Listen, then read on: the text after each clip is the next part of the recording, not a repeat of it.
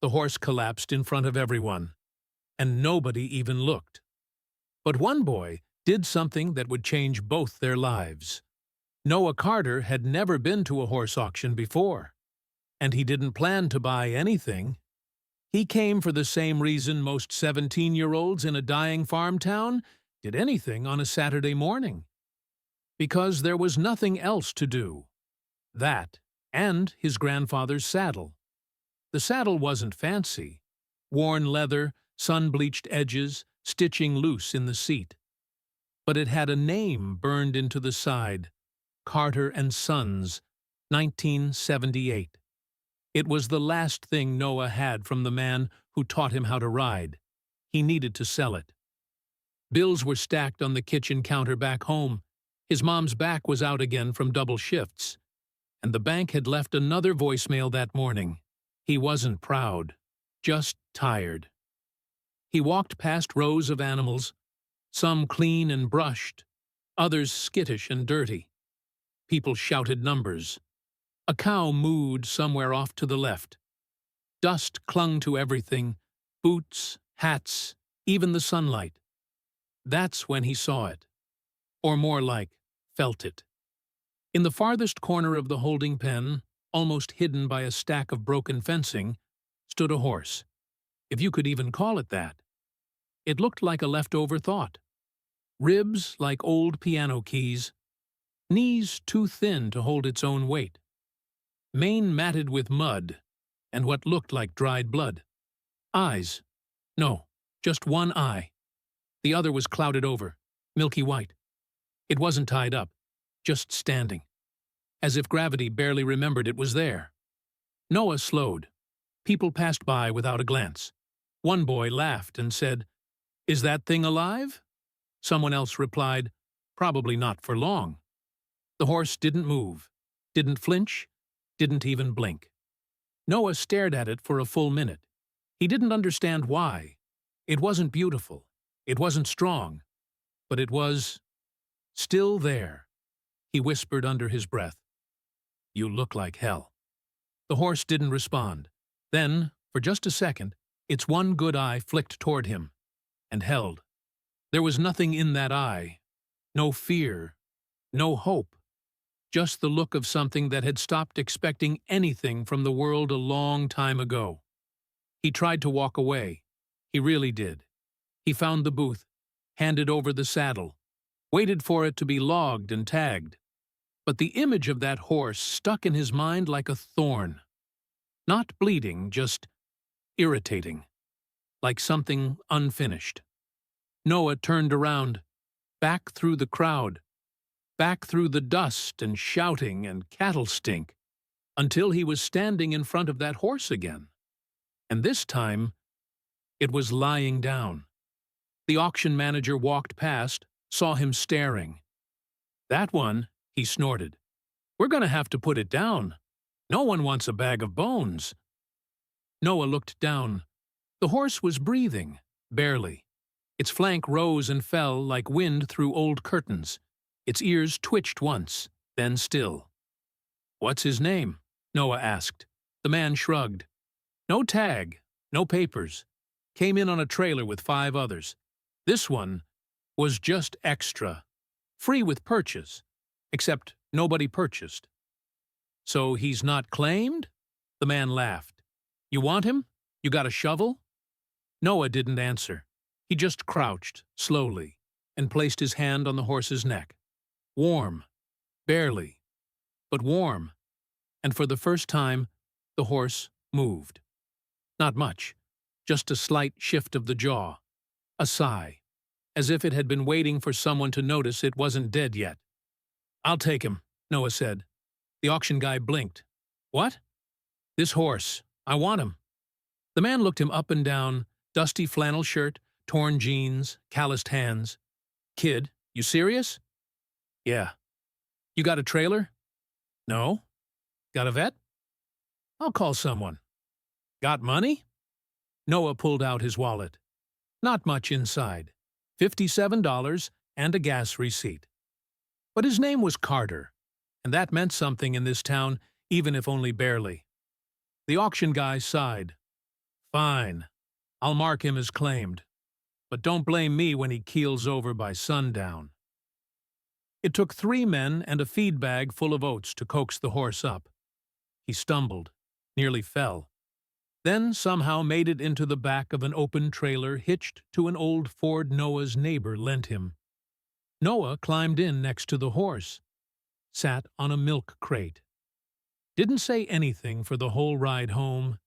He just watched that slow, labored breathing, watched the flies land and leave, watched the eye that never stopped watching back. The road to the Carter Ranch wasn't long, but it felt endless that afternoon. The sky was pale blue, but there was a tension in the air, like the weather didn't quite know what it wanted. Dust curled up behind the trailer tires. Noah drove with both hands on the wheel, his eyes flicking to the side mirror every few seconds. The horse, his horse now, hadn't moved. Not once. Still lying in the trailer, like the world no longer applied to him. When Noah pulled into the yard, his mother was standing on the porch with a dish rag over her shoulder and a question on her face. It turned into a warning. "Noah, what is that?" He climbed out of the truck, shutting the door carefully. "He needs a place." She folded her arms. "That's not a he. That's a carcass. He's alive." "Barely." She walked closer, stared into the trailer. The horse's ribs rose and fell. Slow, shaky, but there. She let out a breath, half sigh, half disbelief. "How much did you spend?" "All of it." There was silence, the kind that hangs heavy. Then she said the one thing that hurt most. "Your grandfather would have known better." The barn wasn't fancy. 2 working stalls, a corner for hay, and an old radio that only picked up 2 stations. But it was clean, and it was quiet. With help from their neighbor, Mr. Dalton, they managed to coax the horse out of the trailer and into the stall. He didn't resist, didn't stumble, didn't look at anything, just walked like an old man sent to his last room. That night, Noah sat outside the stall for hours. He had spread out a blanket and brought a book, but he never turned a page, just listened. The horse didn't move, didn't eat, didn't drink. "You better not die on me," Noah whispered. "I just gave up the last good saddle in this town for you." Still nothing. "You hear me?"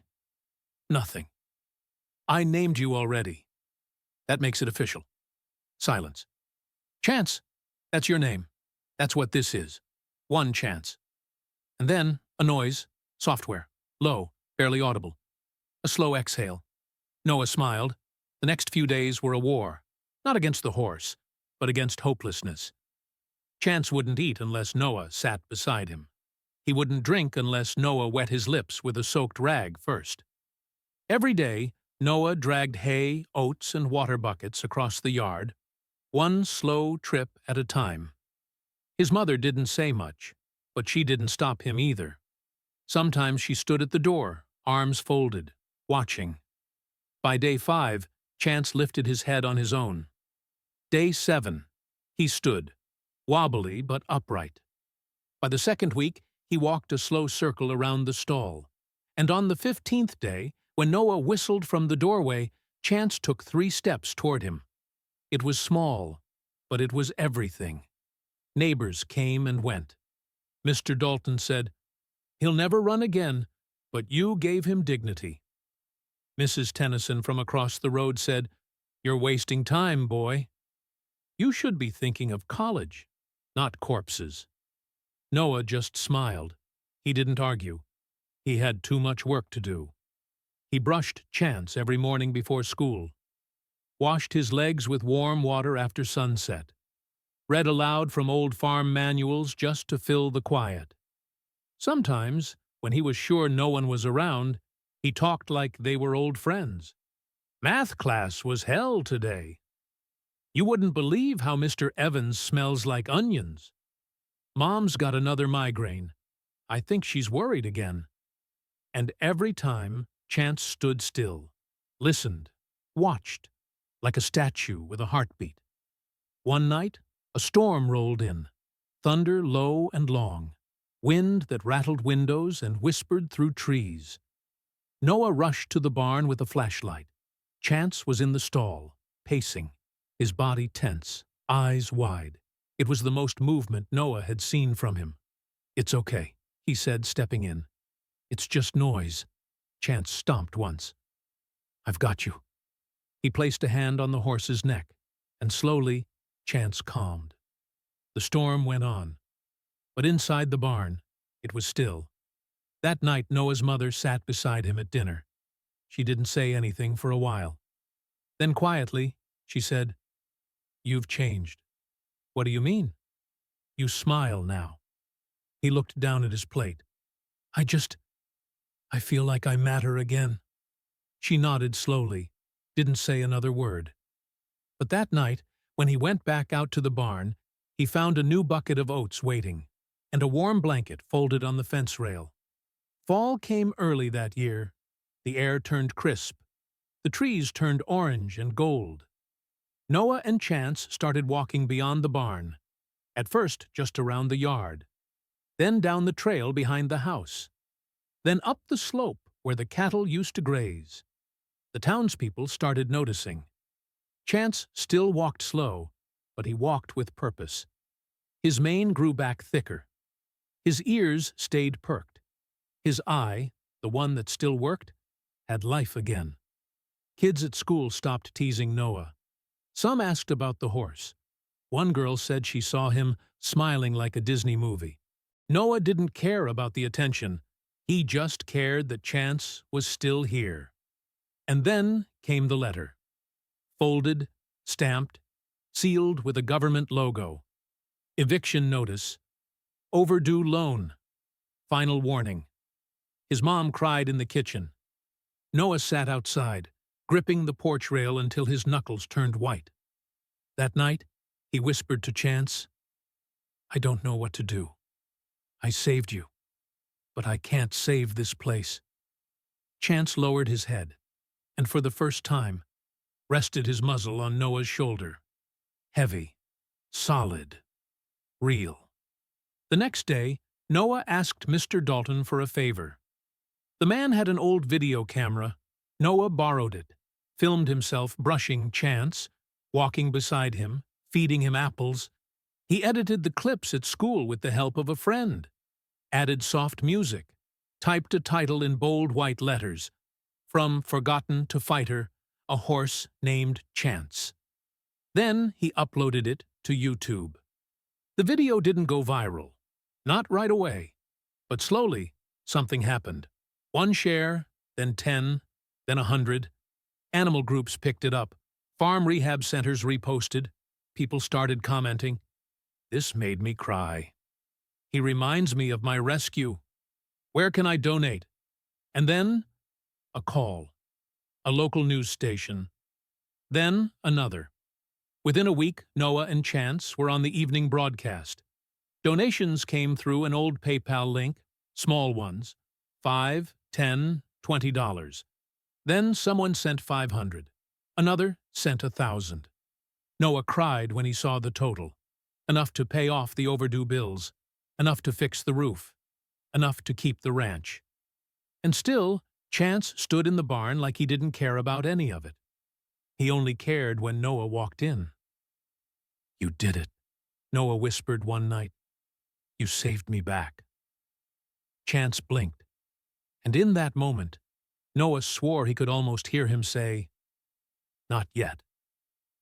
It was the kind of morning that made you believe the worst had passed. The air was clean, too clean. The sun lit the trees in gold. Even the roosters crowed like they were proud of themselves. Noah stood by the fence, coffee in hand, watching Chance nibble grass.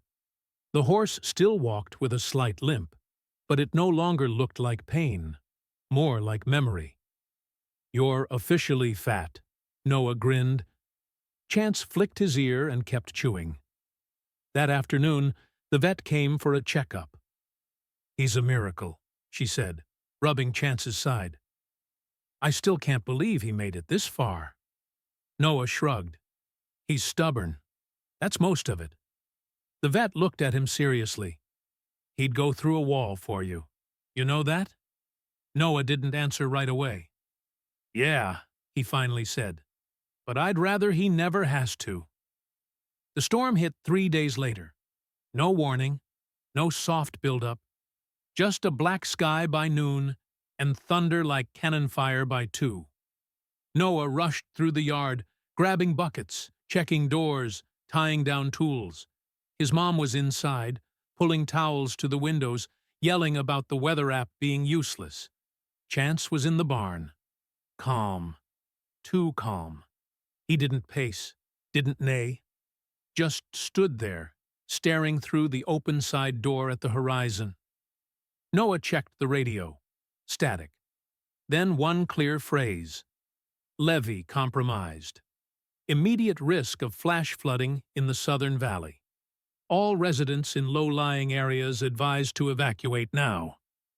His heart dropped. The Carter Ranch was on a slope. Safe, technically. But the road out? It curved through the bottom of the valley. And there, at the lowest point of that road, was Mr. Dalton's truck. And inside that truck was Benji, Mr. Dalton's grandson, 5 years old, stuck in a car seat, while his granddad had run to help a neighbor haul hay before the storm. Noah remembered Benji had waved to him just this morning. He dropped the radio, grabbed his jacket, ran out the door. His mom yelled something. He didn't hear. The rain hit him like gravel. Wind slammed into his chest. Branches snapped like gunshots. He ran through ankle-deep water, pushing forward with both arms, down the hill, past the barn, toward the trees, then the roar, like a freight train through the earth. The levee had burst. Water rushed in from the west, cutting through brush and pasture like a monster finally let loose. It wasn't a wave. It was a wall. Noah made it to the edge of the valley road. Benji's truck was there, half flooded, lights blinking. He screamed the boy's name. No answer. He moved forward, then fell. The ground beneath him cracked, slid, and threw him into the current. Cold, dark, suffocating. He surfaced, gasped, and was swept sideways. Branches clawed at him. Water punched his ribs. He tried to swim, but it was like wrestling a giant made of glass. He slammed into a fence post and blacked out for a second. When he opened his eyes, he was tangled in vines, half submerged, legs stuck. And then, hooves. Through the rising water, pounding the mud like war drums. Chance. Noah couldn't speak, could barely lift his arm. But Chance didn't wait. He lunged into the current, head down, pushing through the water with terrifying force. He reached the truck. Benji was inside, crying. The window cracked open just enough for a hand. Chance pressed his body against the door, pushed, braced, slipped, then pushed again. The truck shifted, floated for a moment, then caught against a rock. Noah watched, choking on mud, as Chance did the impossible. He bit the door handle, pulled, tore the metal. Again, and again, until it snapped loose. Benji spilled out, screaming. Chance lowered his head. The boy grabbed his mane. The horse turned, and somehow, step by step, dragged the child out of the current. Noah tried to move. Pain exploded through his body. His leg was trapped, his arms weak, but he managed to scream. Chance! The horse turned, his ears flicked, and without hesitation he came back. 1 step, 2, deeper water, stronger pull. He reached Noah, nuzzled his chest. Noah wrapped his arms around the neck. Go, he whispered. Leave me. Chance didn't move. Please, Noah begged. And then, with a grunt that sounded like thunder itself, Chance turned sideways and pushed. His flank took the hit. His hooves dug into the mud. He lifted Noah out with his shoulder, inches, feet, higher, until Noah's hand caught the fence post. He pulled, he screamed, he cried. But he got out, and when he turned back, Chance was gone. They found the horse 2 hours later, 2 miles downstream, still breathing, but broken. Ribs cracked, shoulder torn, water in the lungs. The vet said there was nothing more they could do. Noah knelt in the mud beside him. "Don't you leave me," he whispered. "Not like this." Chance opened one eye, the good one, and rested his head against Noah's chest. He lived, not because he was strong, but because he refused to be done. It took months, metal pins, rehab daily care. Noah was with him through it all. The town raised money, TV crews came, a senator sent a letter, and one morning, under a soft spring sun, Chance stood on his own. Not tall, not perfect, but proud. And the whole town showed up to clap. Years passed. Noah grew up, started a rescue farm, took in horses no one else would touch. He named one of the barns the Second Chance. And in a pasture nearby, a golden brown horse grazed slowly. Older now, slower, but his ears still perked, especially when Noah whistled. The end. Not every horse runs fast. Not every hero wears medals. But sometimes, the one nobody wanted becomes the one nobody can forget.